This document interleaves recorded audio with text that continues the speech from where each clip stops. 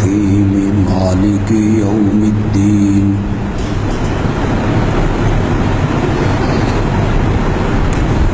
إياك نعبد وإياك نستعين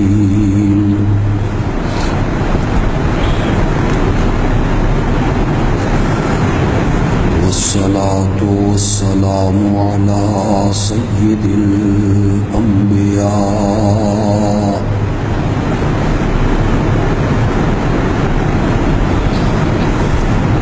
وخاتم النبيين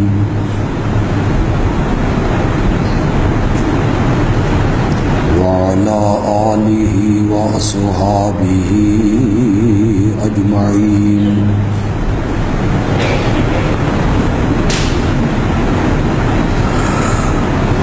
أما بعد فأعوذ بالله من الشيطان الرجيم بسم الله الرحمن الرحيم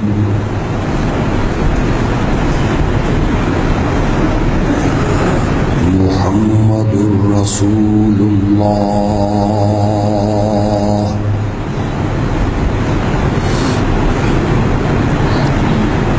والذين معه أشداء على الكفار رحماء بينهم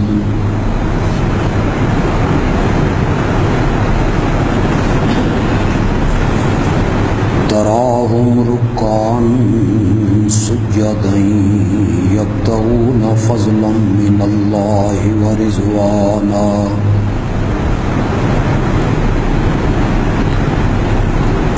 سيماهم في وجوههم من أثر السجود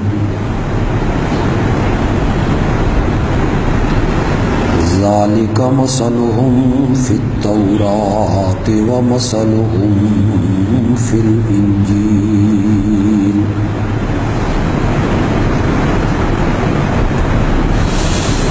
اللهم صل على محمد وعلى آل محمد كما صليت على إبراهيم وعلى آل إبراهيم إنك حميد مجيد اللهم بارك على محمد وعلى آل محمد كما باركت على إبراهيم وعلى آل إبراهيم إنك حميد مجيد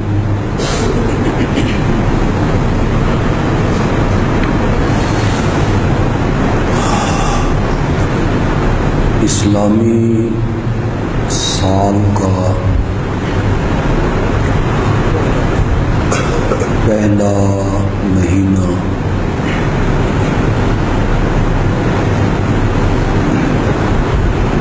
محرم الحرام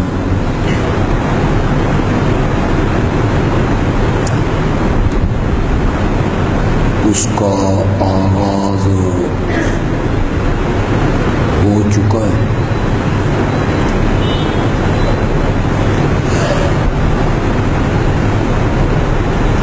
ہم سب کو،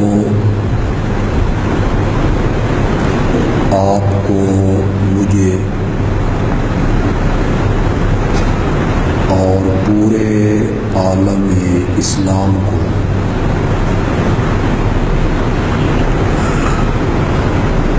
یہ نیا سال مبارک ہو۔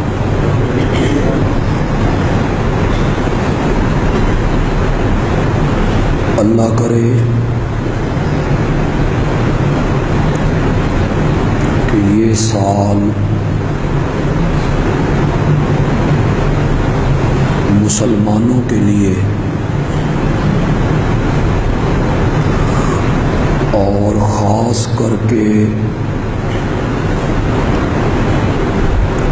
مظلوم کافروں کی قید میں گرفتار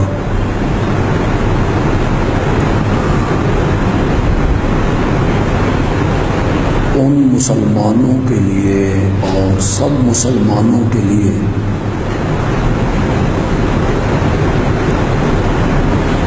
اللہ کرے یہ سال مبارک بھی ہو اور باعث راحت بھی ہو۔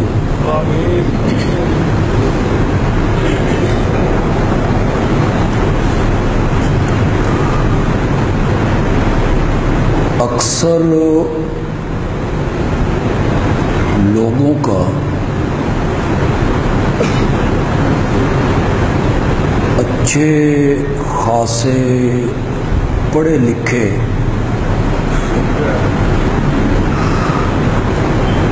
لوگوں تک کا خیال یہ بن گیا ہے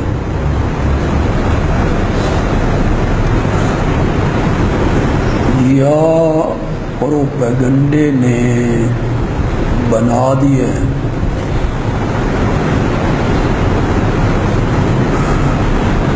کہ محرم کے مہینے کو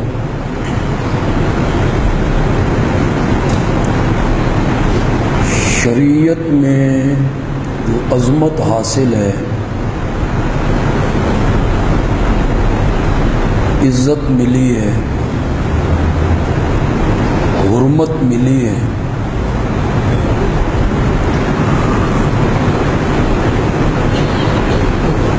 تو یہ اس لیے ملی ہے کہ اس مہینے میں واقعہ کربلا رونما ہوا تھا،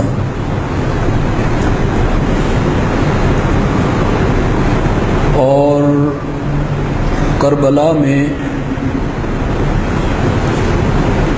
نواسہ رسول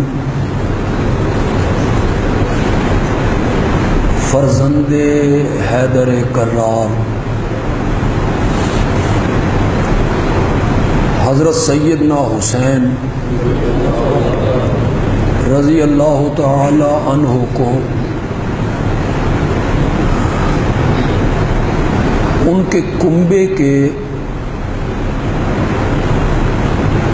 کئی افراد کے ساتھ بڑے ظلم سے، بڑی بے دردی سے،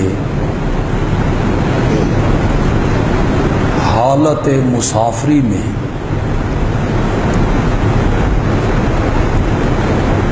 انہیں شہید کیا گیا۔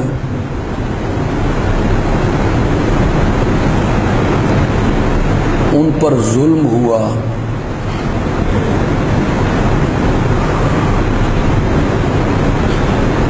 اور اس واقعہ کی وجہ سے محرم محترم ہو گیا، مکرم ہو گیا، معظم ہو گیا۔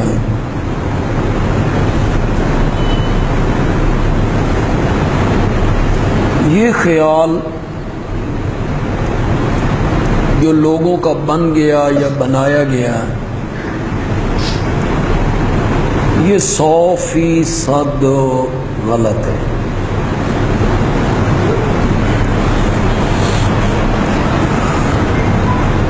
جذبات میں بہہ کے،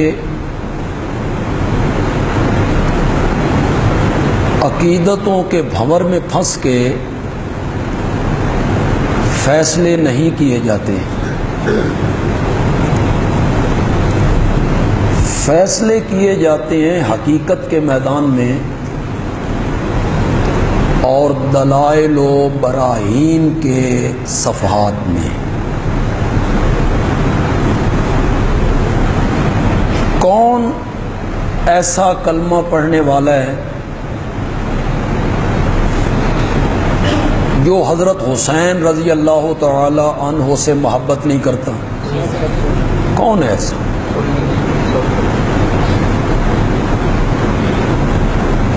اس کے دل میں، اس کی نگاہوں میں حضرت سیدنا حسین رضی اللہ تعالی عنہ کی عظمت نہ ہو، عزت نہ ہو، مقام نہ ہو. جن لوگوں نے، ایک طبقہ ہے ایسا جنہیں ناسبی کہتے ہیں، ناسبی،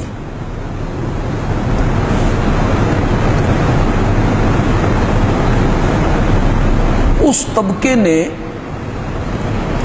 رد عمل کے طور پر، یہ میرے لیے تھوڑا سا بیان کرنا مشکل ہو رہا ہے، اس طبقے نے رد عمل کے طور پر حضرت حسین پہ تنقید شروع کر دی، حضرت علی پہ تنقید شروع کر دی.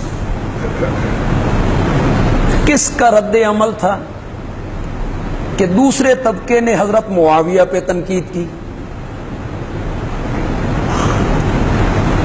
حضرت طلحہ پہ تنقید کی، جن صحابہ کا تعلق بنو امیہ سے تھا ان پہ تنقید کی، یزید کے نام کو تو گالی بنا دی. اس طبقے نے اس کے رد عمل میں کہ اگر معاویہ ایسا ایسا ایسا تھا تو پھر علی بھی ایسا ایسا ایسا تھا. یہ کوئی عقل مندی کا فیصلہ نہیں. آپ فیصلہ کریں، میں فیصلہ کروں کہ حضرت سیدنا معاویہ رضی اللہ تعالی عنہ کا دفاع یا ان کی عظمت کا بیان ہم کیوں کرتے ہیں؟ ان کے ساتھ ہماری رشتہ داری کوئی نسبی تعلق ہے؟ ہم جو حضرت معاویہ کی عظمت بیان کرتے ہیں اور ان کے دامن پہ آنے والے چھینٹوں کو صاف کرنے کی کوشش کرتے ہیں تو اس کی صرف ایک وجہ ہے کہ معاویہ صحابی رسول ہے. اس وجہ سے کرتے ہیں نا، ورنہ تو دوسری وجہ آپ پیش کریں. حضرت معاویہ کا دفاع ہو یا حضرت طلحہ کا دفاع ہو یا حضرت زبیر کا دفاع ہو یا حضرت عثمان کا دفاع ہو رضی اللہ عنہم اجمعین، ان کے دفاع کی صرف ایک وجہ ہے کہ وہ صحابی ہیں اور صحابیت کے مرتبے کو داغدار نہیں ہونے دینا. یہی وجہ ہے نا. تو پھر حضرت علی کون ہے؟ تو آپ حضرت معاویہ کا دفاع کرتے کرتے حضرت علی پر ہاتھ صاف کرتی ہیں.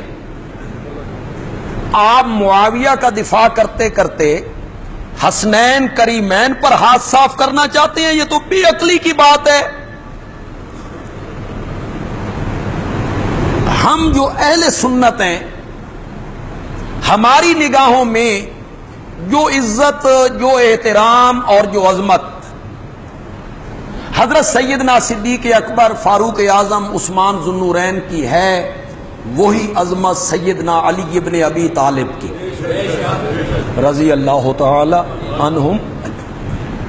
حضرت علی ہمارے لیے اسی طرح معظم ہے،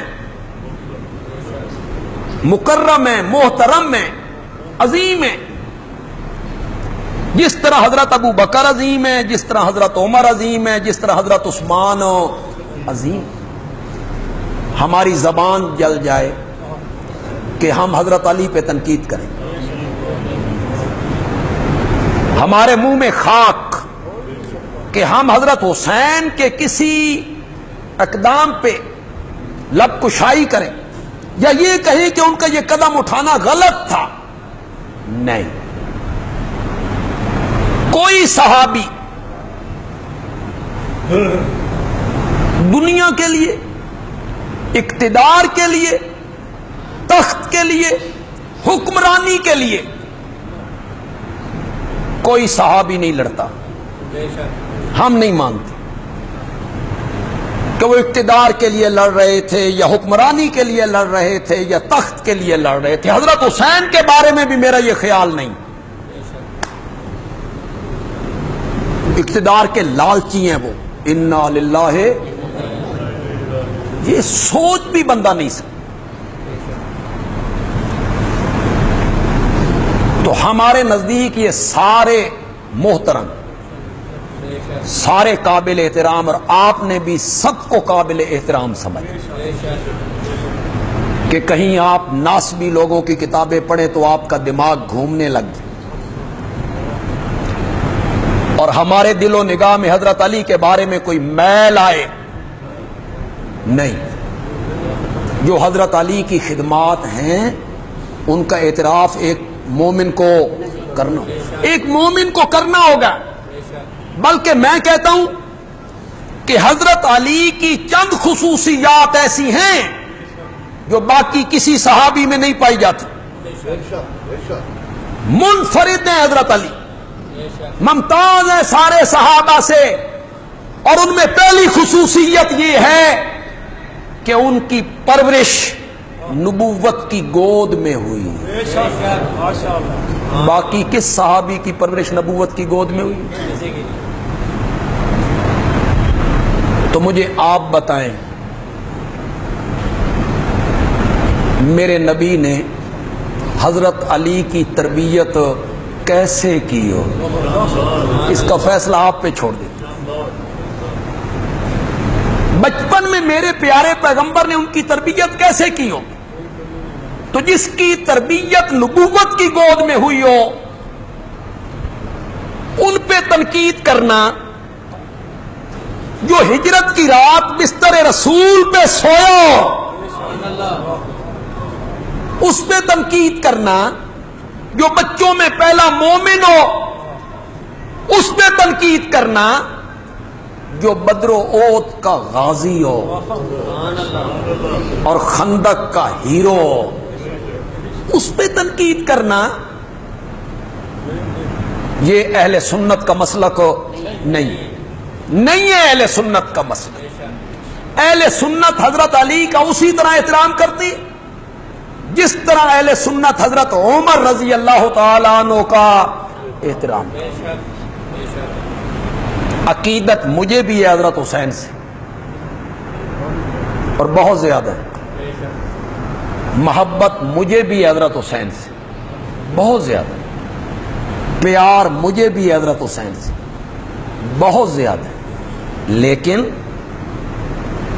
عقیدت کا معیار اور نتیجہ یہ نہیں ہے کہ ہم حقائق کو مسخ کرنے لگ جائیں اور یہ کہیں کہ محرم کو جتنی عظمتیں ملی ہیں وہ کربلا کے واقعہ سے ملی ہیں، شہادت حسین کی وجہ سے ملی ہیں۔ اس بات کو ہم ماننے کے لیے تیار ہو؟ ہم حقائق کی دنیا میں رہنے والے لوگ ہیں، ہمیں دلائل سے اپنی بات منواؤ، دلائل سے۔ اور اگر تمہارے پاس اس کے دلائل نہیں ہیں تو پھر ہماری بات جو دلیل پر مبنی ہے اسے تسلیم کرو، اسے تسلیم کرو۔ کیا زمانہ جاہلیت میں جب میرے نبی ابھی نبی بھی نہیں بنے تھے 4 مہینے محترم نہیں تھے؟ بولتے کہ نہیں ہو؟ ان میں پہلا مہینہ کون سا ہے؟ ابھی تو میرے نبی کی پیدائش نہیں ہوئی، محرم اس وقت بھی محترم ہے، اور مشرکین اور کفار جو جنگیں لڑ رہے ہیں اپنے دشمنوں سے، یوں ہی محرم کا چاند نظر آیا جنگ بندی ہوگی، اب جنگ نہیں کرنا، کہ محترم مہینہ آ گیا، حرمت والا مہینہ۔ جن 4 مہینوں کو قرآن نے حرمت والے مہینے قرار دیا سورۃ توبہ میں، قرآن نے کہ 12 مہینے ہم نے بنائے جن میں 4 مہینے حرمت والے ہیں، ان میں محرم شامل ہے یا نہیں ہے؟ شامل ہے۔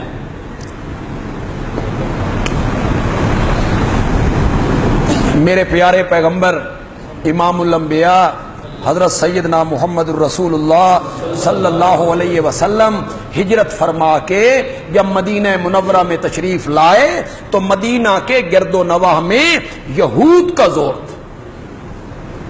بنو قریظہ کی بستی تھی، بنو نذیر رہتے تھے، بنو قینقاع رہتے تھے، یہ 4 یہودیوں کی بڑی برادریاں تھیں جن کا تجارت پہ اثر تھا، علمی اثر تھا، بڑی بڑی خانقاہیں اور بڑے بڑے مدرسے اور بڑے بڑے عالم اور بڑے بڑے مفتی اور بڑے بڑے گدی نشین. قرآن ان کے گدی نشینوں کا ذکر کر، قرآن ان کے علماء کا ذکر کرتا ہے اچھے لفظوں میں کرتا ہے، بولتے نہیں، ذکر خیر کرتا ہے. خدا دی قسم ہے قرآن نے رگڑے کٹ کے رکھ دیا. ان کثیرا من الاحبار والرہبان، احبار اور رہبان کا معنی میں کروں گا، کثیرن دا معنی تسی کر دو، کثیرن. ان کثیرن بہت سارے، من الاحبار، احبار جمع حبر کی، حبر بہت بڑا عالم، صرف عالم نہیں، بہت بڑا عالم ہے. جیسے ہمارے ہاں کہتے ہیں علامہ، اتنے خیر ہر بندہ ہی علامہ.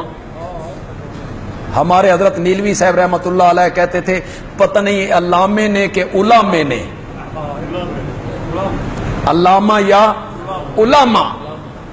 اب تو ہر آدمی علامہ ہے، ہر خطیب علامہ ہے. جس نے قرآن کی تفسیر نہیں پڑھی، حدیث کا درس نہیں لیا، فقہ کی کتابیں نہیں جانتے، توتی اچھی بولتی ہے، توتی تے مخالفاں دے چھلڑے چنگے لانگا سٹیج پہ بکواس کرتا ہے، گالیاں بکتا ہے. لوگ کیا کہتے ہیں، یہ کیا ہے، علامہ ہے. ایک گالیاں کڈنے والا علامہ ہوتا، دوسرے کے بزرگوں کو تنقید کرنے والا علامہ ہوتا ہے، دوسروں کے بزرگوں کے نام بگاڑنے والا علامہ ہوتا ہے. اس کا نام علم ہے تو پھر جہالت کس کا نام ہے؟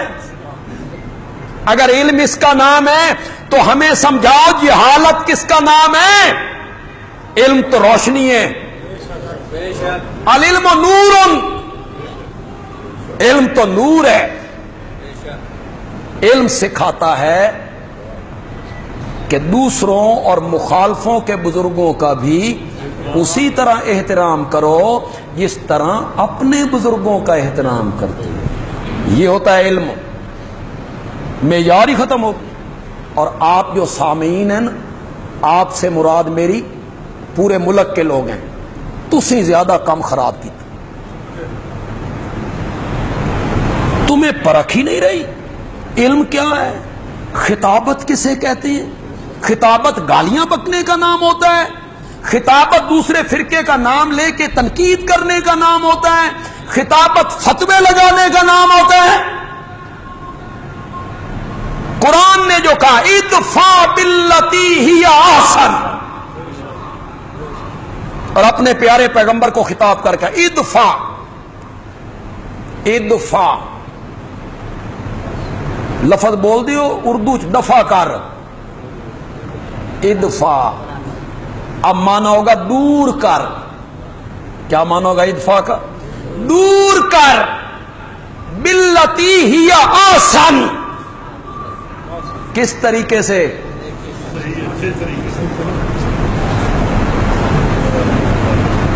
گالی کا جواب میرے پیغمبر گالی سے نہیں دینا. ادفع باللتی ہی احسن. جھگڑا بھی ہو جائے نا، جادلہم، کیسے ہے جی؟ کوئی حافظ بولے گا جادلہم باللتی ہی احسن.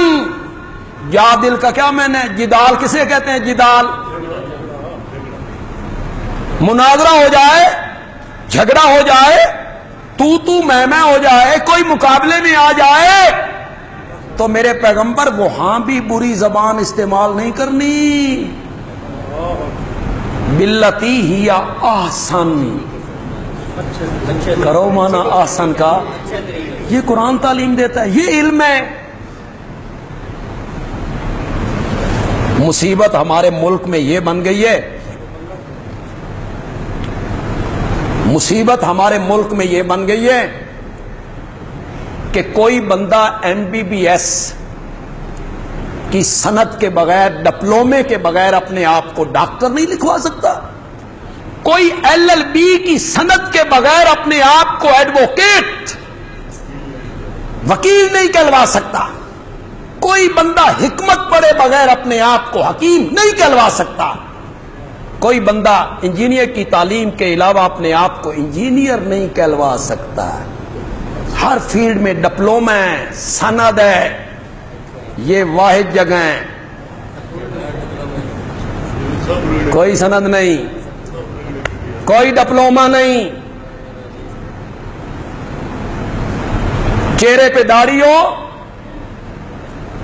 پہلے نعتیں پڑھتا ہو، آواز اچھی ہو، زبان تیز ہو،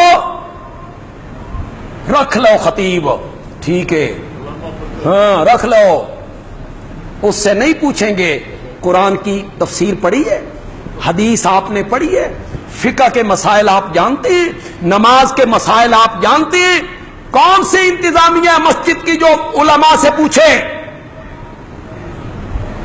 وہ جاہل لوگ ہوتے ہیں، ان پڑھ ہوتے ہیں، تقریر کرنا اس کا کوئی علم کے ساتھ تعلق ہے؟ خدا دی قسم ہے، میں ذاتی طور پہ جانتا ہوں، نعتاں پڑھن والے آج ان کے ساتھ لکھا جاتا ہے خطیب یورپ و ایشیا۔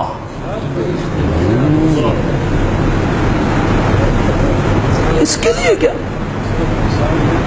نہ انہیں سیغے کا پتہ ہے، نہ انہیں عربی کا پتہ ہے، نہ انہیں واحد جمع کا پتہ ہے، نہ انہیں امر و نہی کا پتہ ہے، نہ انہیں پتہ ہے یہ اسم ظرف ہے، اسم آلہ ہے، اس کا معنی کیا کرنا ہے۔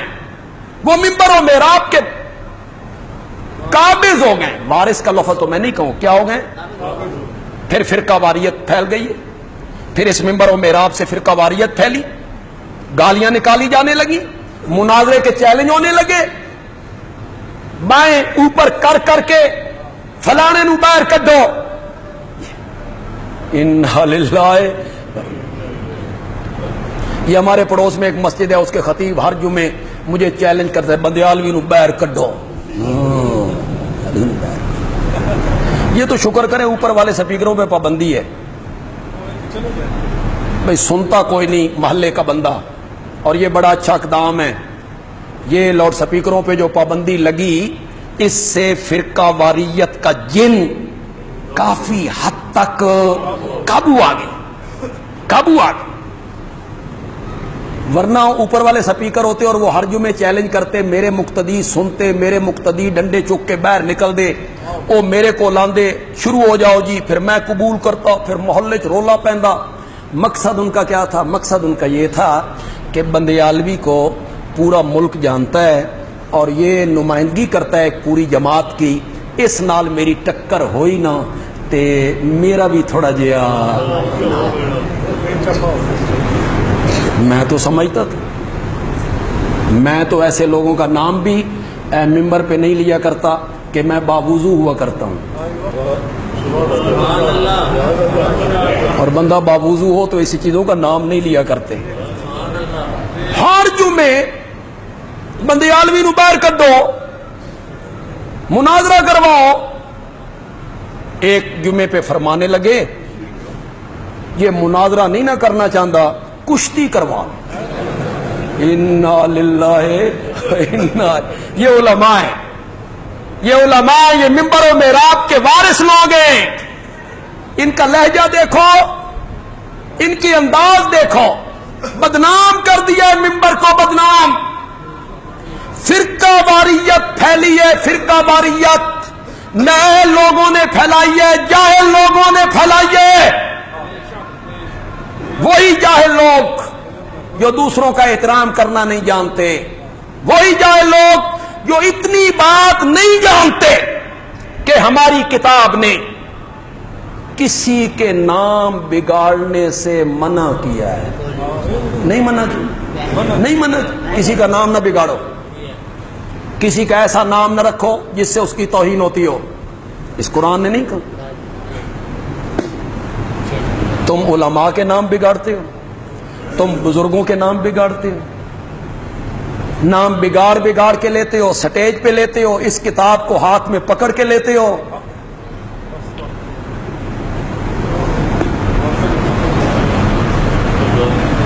وہ جاہل لوگ قابض ہوئے تو فرقہ واریت پھیلی.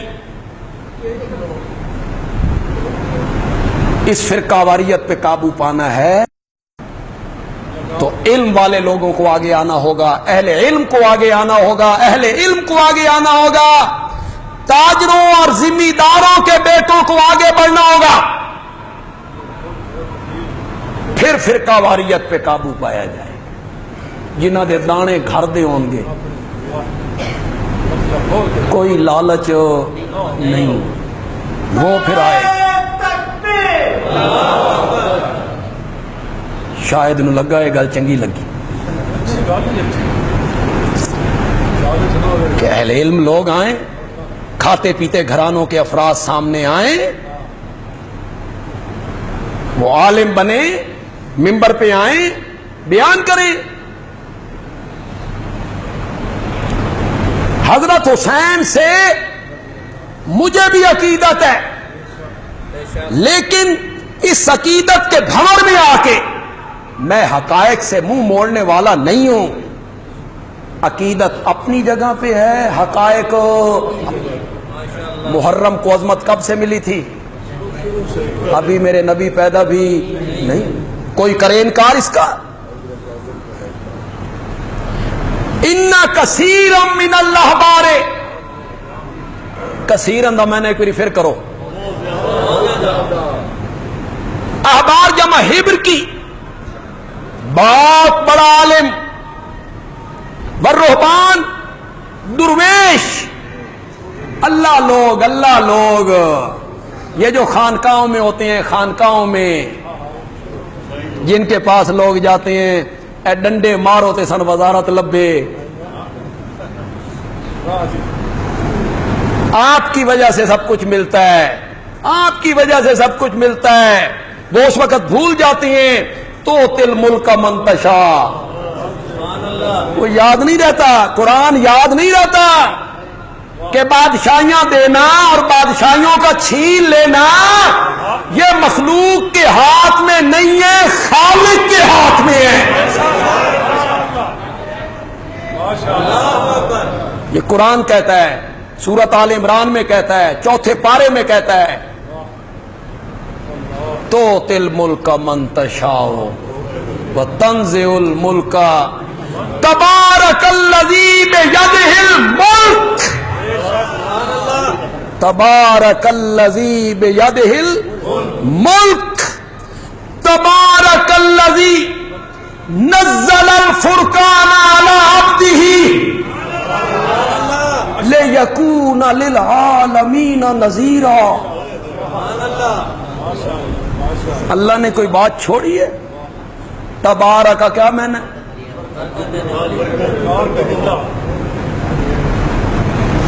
تم کہتے ہو فلانے دی برکتیں تھے، فلانے دی برکتیں، قرآن بھول جاتے ہو. برکت دینے والی ذات اس اللہ کی ہے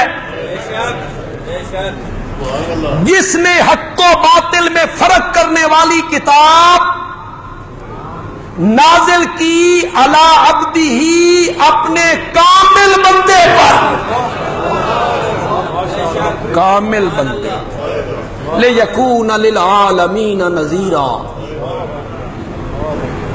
تاکہ وہ اس کامل بندے کو سارے جہانوں کے لیے نذیر بنا دے. اب میں آپ کو کیسے بتاؤں کہ برکت کا معنی اردو میں ہے زیادتی. برکت کا معنی کیا؟ بڑھاوا، بڑھانا. پہلے اولاد نہیں تھی، اولاد ہو گئی. پہلے لڑکا نہیں تھا، لڑکا ہو گیا. بارش نہیں تھی، بارش ہو گئی. فصلیں زیادہ نہیں تھیں. آپ سمجھ آ گئی آپ کو برکت کا کیا؟ برکت دینا، عزت میں برکت، صحت میں برکت، اولاد میں برکت، مکان میں برکت، فصلوں میں برکت، زمینوں میں برکت، بڑھانا بڑھانا بڑھانا۔ خدا کے لیے میری طرف توجہ رکھنا۔ اور اگر یہ معنی آپ کو پسند آ جائے جو میں مفہوم بیان کر رہا ہوں تو پھر آپ کے ذمے صرف اتنا ہے کہ سبحان اللہ کہہ دیں، پسند آ جائے۔ فرمایا تبارک الذی نزل الفرقان علی عبدہ، برکت دینے والا اور کوئی نہیں، برکت دینے والی ذات اس اللہ کی ہے، بڑھانے والا وہ ہے جس نے کامل بندے پر کتاب اتاری، برکت دینے والا وہ ہے جس نے مکے کے ایک یتیم کے سر پر نبوت کا تاج رکھا اور اسے 14 طبقوں کا امام بنا کے رکھ دیا تھا۔ برکت دینے والا وہ ہوتا ہے۔ تبارک الذی نزل الفرقان علی عبدہ لیکون للعالمین۔ عزتیں دینے والا وہ ہے، برکتیں دینے والا وہ ہے۔ ان کثیرا من الاحبار والرہبان، بہت سارے عالم اور بہت سارے درویش خانقاہوں میں بیٹھے ہوئے، قرآن نے کہا لا یاکلون، اکل یاکلو، لا یاکلون، کھاتے ہیں اموال الناس بالباطل۔ یہ اللہ نے ننگا کیا یہودیوں کے مولویوں کو اور یہودیوں کے پیروں کو، جو اپنی خانقاہوں میں بیٹھ کے لوگوں کو لوٹا کرتے تھے، لوٹا کرتے غلط طریقے سے، غلط طریقے سے۔ مجھے اب بتانے کی ضرورت ہے کہ غلط طریقے کیا ہے؟ آپ نہیں جانتے کس طرح لوگوں کو لوٹا جانا ہے؟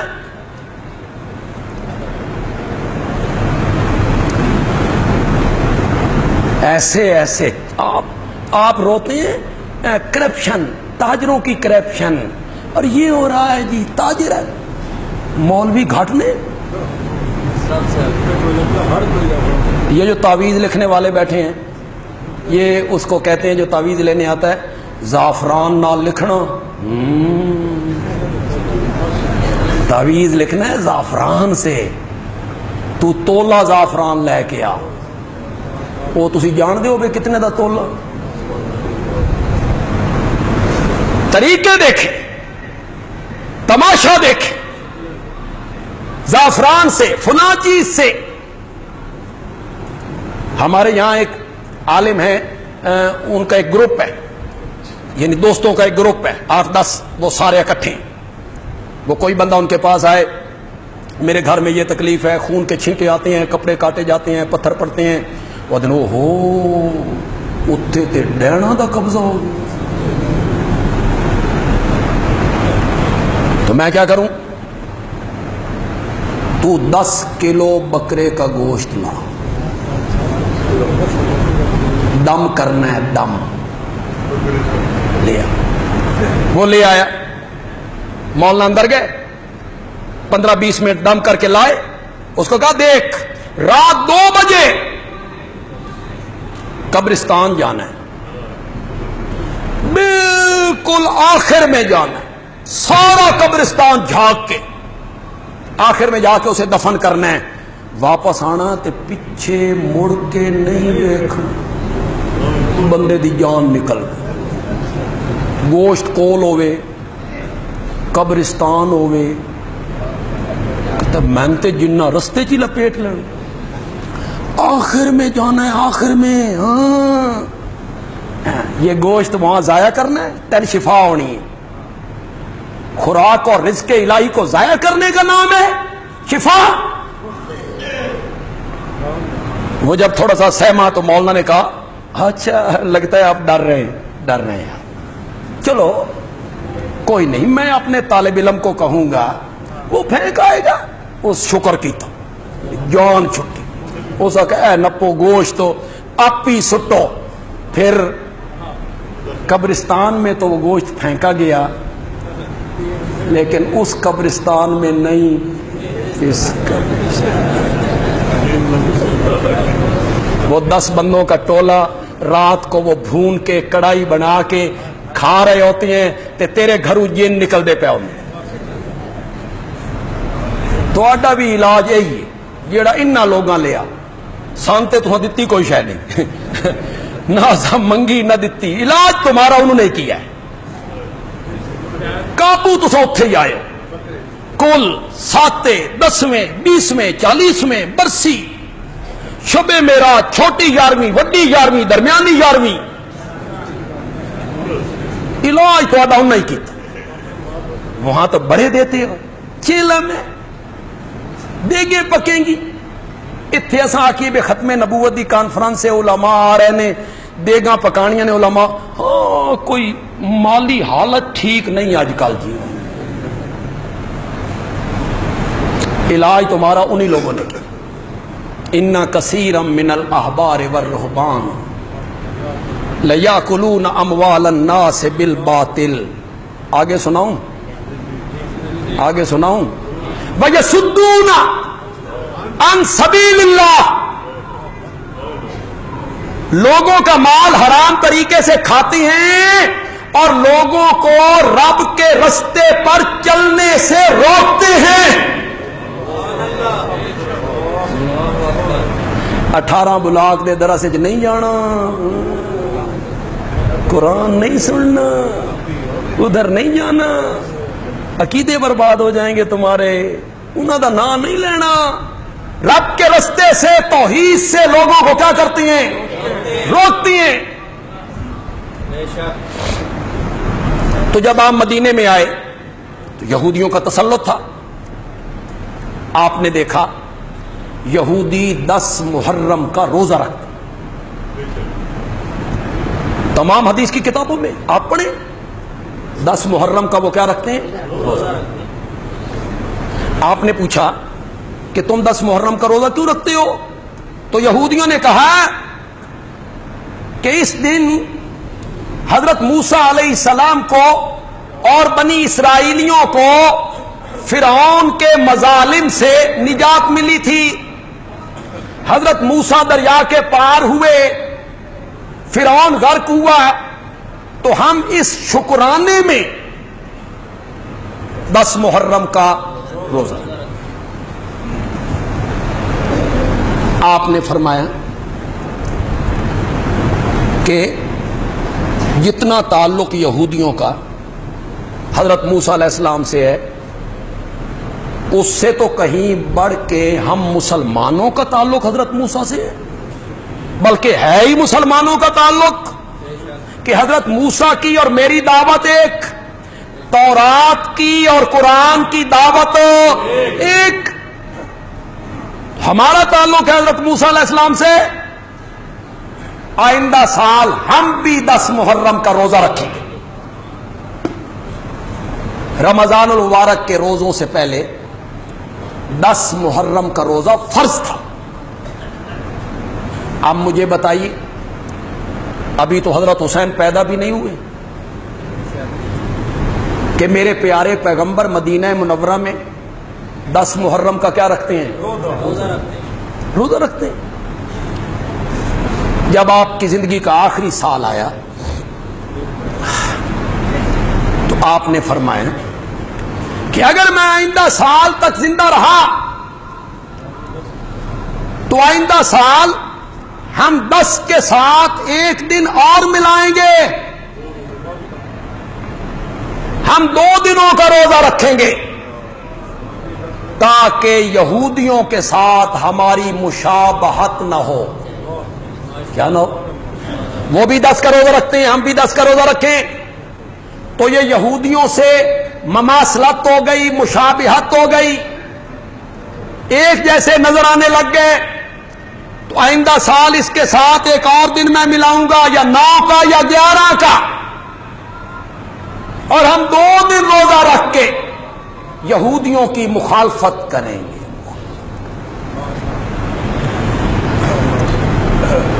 میں نے کتنی دلیلیں دے دی؟ 2۔ پہلی دلیل میں نے قرآن سے دی، 4 مہینے حرمت والے، ان میں ایک مہینہ کون سا ہے؟ دوسری دلیل میں نے یہ دی کہ آپ 10 محرم کا کیا رکھتے ہیں؟ یہ قابل احترام ہے، یہ مہینہ قابل احترام ہے، یہ دن محترم ہے، اس وقت بھی پہلے بھی محترم ہے۔ تیسری بات آپ کو سمجھانا چاہتا ہوں، میں دلائل کی دنیا میں بات کر رہا ہوں۔ کسی کے مرنے یا کسی کے پیدا ہونے پر اللہ کے جو شاعر ہیں، دن ہے، رات ہے، چاند ہے، سورج ہے، ان کا کوئی تعلق نہیں کہ فلاں کے مرنے سے یہ ہو گیا، فلاں کے پیدا ہونے سے یہ ہو گیا۔ شریعت اس کو ماننے کے لیے تیار نہیں ہوتی۔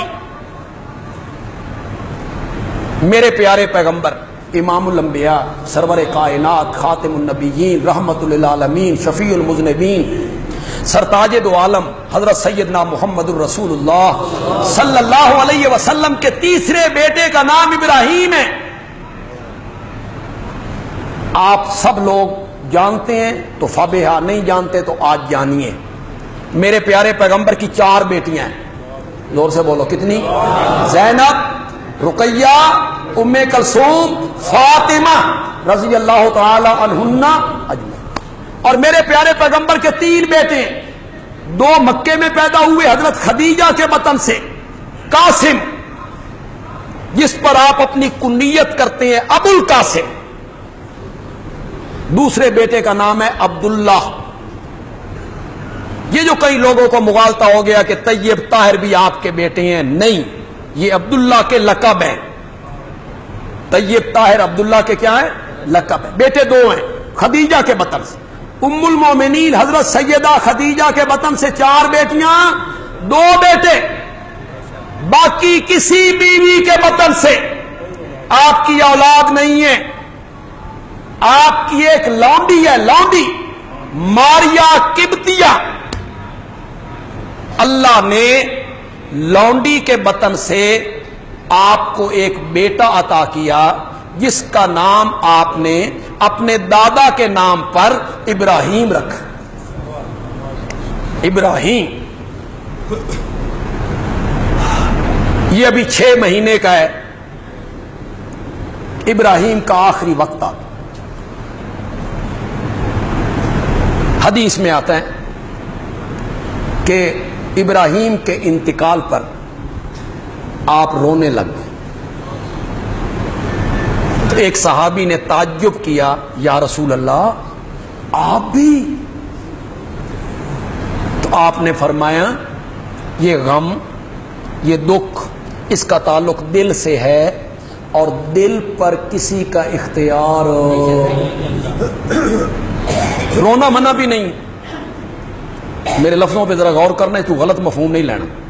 رونا منع نہیں ہے، آنکھوں سے آنسو کا آ جانا کوئی منع نہیں، یہ فطرتی امر ہے، اس کا تعلق دل کی کیفیت سے ہے، دل کسی کے اختیار میں نہیں۔ بین کرنا، کپڑے پھاڑنا، راکھ سر میں ڈالنا، شریعت اسلامیہ نے اس سے منع کی۔ شریعت نے صبر کا حکم دیا ہے، صبر کا۔ وَلَنَبْلُوَنَّكُمْ بِشَيْءٍ مِّنَ الْخَوْفِ وَالْجُوعِ وَنَقْصٍ مِّنَ الْأَمْوَالِ وَالْأَنفُسِ وَالثَّمَرَاتِ وَبَشِّرِ الصَّابِرِينَ۔ کون ہے یہ؟ کون ہے یہ؟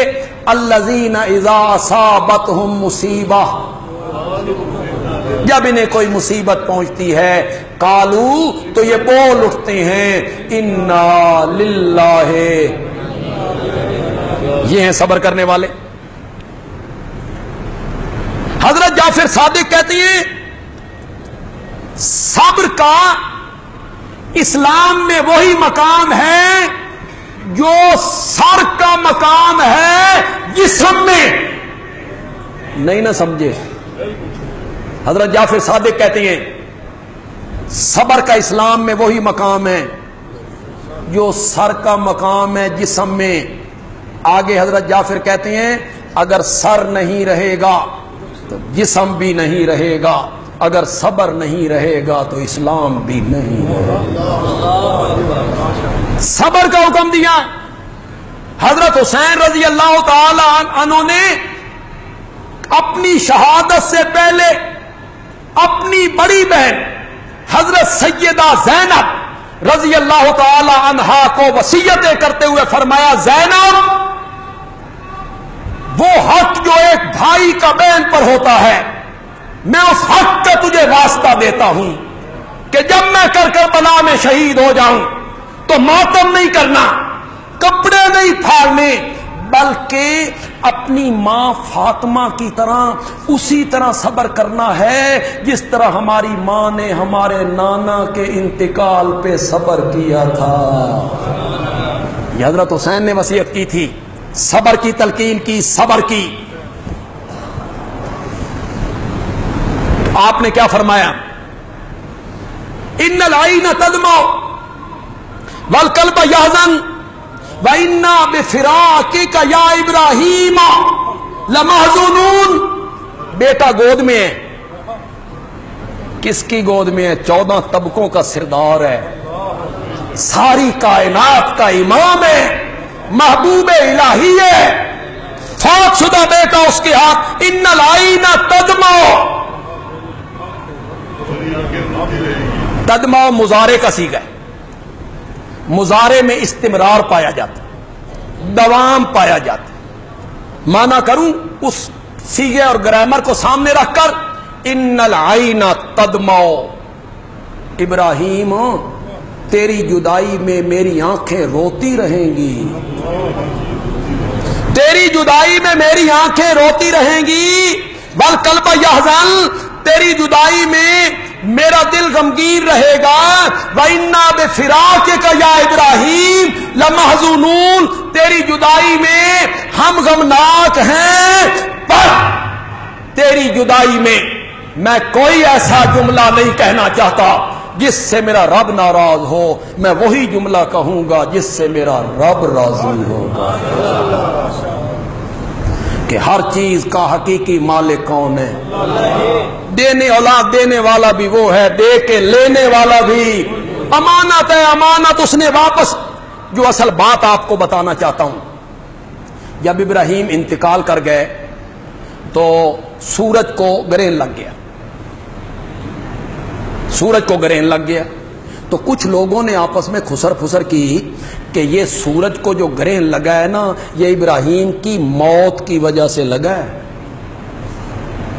اس وجہ سے لگ گیا۔ میرے نبی نے خطبہ دیا، ان الشمس والقمر آیتان من آیات اللہ، سورج اور چاند اللہ کی نشانیوں میں سے 2 نشانیاں ہیں، کسی کی موت اور کسی کی پیدائش سے ان پر کوئی اثر، میرے نبی نے تردید کر دی تو ثابت ہوا کسی کی موت سے، کسی کی پیدائش سے شاعر جو ہیں، ایام جو ہیں، سورج ہے، چاند ہے، دن ہے، رات ہے، ان پر کوئی اثر مرتب نہیں ہوتا۔ 1-2 اعلان سنیں۔ درس قرآن انشاءاللہ مغرب کے بعد 18 بلاک میں ہوگا۔ پتہ نہیں آپ میں سے کتنے لوگ اس میں تشریف لا رہے ہیں، کتنے خوش قسمت لوگ تشریف لا رہے ہیں۔ تو ایک دفعہ آئیں، تھوڑا سا وقت لگائیں، اللہ کے قرآن کے لیے وقت نکالیں، یار نکالیں وقت تھوڑا سا اللہ کے قرآن کے لیے۔ تیار ہیں جی آپ؟ آئیں گے آپ انشاءاللہ؟ مشرک اور منافق میں کیا فرق ہوتا ہے، یہ حالے تک تو سمجھ نہیں آئی تھی، آج بھی سمجھ نہیں ہے۔ ساری دنیا کو پتہ ہے کافر وہ جو ظاہر باہر کافر ہے، منافق وہ ہوتا ہے جو زبان سے اقرار کرتا ہے ایمان کا اور دل اس کا کیا ہوتا ہے، کافر ہوتا ہے۔ ایک بندہ کہتا ہے کہ جو حضرت معاویہ نبی پاک کے حکم پر 80 خط تحریر کیے تھے، وہ دربار نبوت کے منشی تھے اور اس کا معاوضہ لیتے تھے۔ میرے نبی کے دربار کا منشی ہونا یہ کوئی کم درجے والی بات تو نہیں، چلو یہی مان لے یار، لیکن اتنا تو ماننا کہ میرے نبی کے خط جو دعوت اسلام کے لیے میرے پیغمبر لکھا کرتے تھے، وہ لکھنے والا کون تھا؟ رفاوی ہے۔ اہل حدیث کہتے ہیں کہ امام ابو حنیفہ نے خود کوئی کتاب نہیں لکھی جن کے تم پیروکار ہو۔ اہل حدیث نو آکھو بے خوف خدا کرو، یہ وقت نہیں ہے، وقت دیکھو یار، حالات دیکھو، یہ وقت ہے آمین کیڑی اچھی آکھنی، یہ وقت ہے کہ تراویح کتنی پڑھنی، چھوڑو یار اسے۔ ہاں آپ کہیں جو اونچی آمین کہہ رہے ہیں وہ آہستہ آمین کہنے سے بہتر ہے، اللہ خیر، اور ہم کہیں گے آہستہ آمین کہنا اونچی آمین کرنے سے، جو حقیقت پہ مبنی ہے وہ اختلاف کرو، بددیانتی نہ کرو، خدا کے اس ممبر پہ بددیانتی نہ پھیلاؤ۔ یہ جو تم کہتے ہو نماز ہی نہیں ہوتی، کیوں نہیں ہوتی؟ رفع یدین کے بغیر نماز نہیں ہوتی، کیوں نہیں ہوتی؟ فرض ہے رفع یدین کرنا، نماز تو تب نہیں ہوتی کہ فرض چھوٹ جائے، تو رفع یدین کرنا فرض ہے۔ یہاں مسلم رفع یدین کی حدیث لائیں، امام نووی نے کیا لکھا ہے نیچے پڑھو اس کو۔ امام نووی کہتا ہے رفع یدین کرنا مستحب ہے۔ مستحب کیا ہوتا ہے؟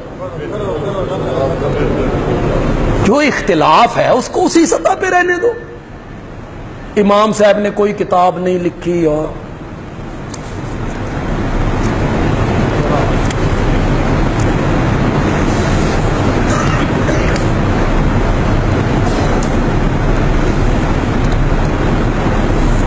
یار یہ انشاءاللہ کسی وقت دیں گے جواب ان کا۔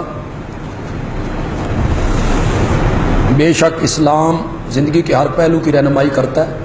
اسلام کا سیاسی نظام پاکستان کے موجودہ جمہوری نظام سے کتنا مختلف ہے؟ ظاہر بات ہے یہ کوئی 1-2 منٹ میں اس کا جواب نہیں دیا جا سکتا۔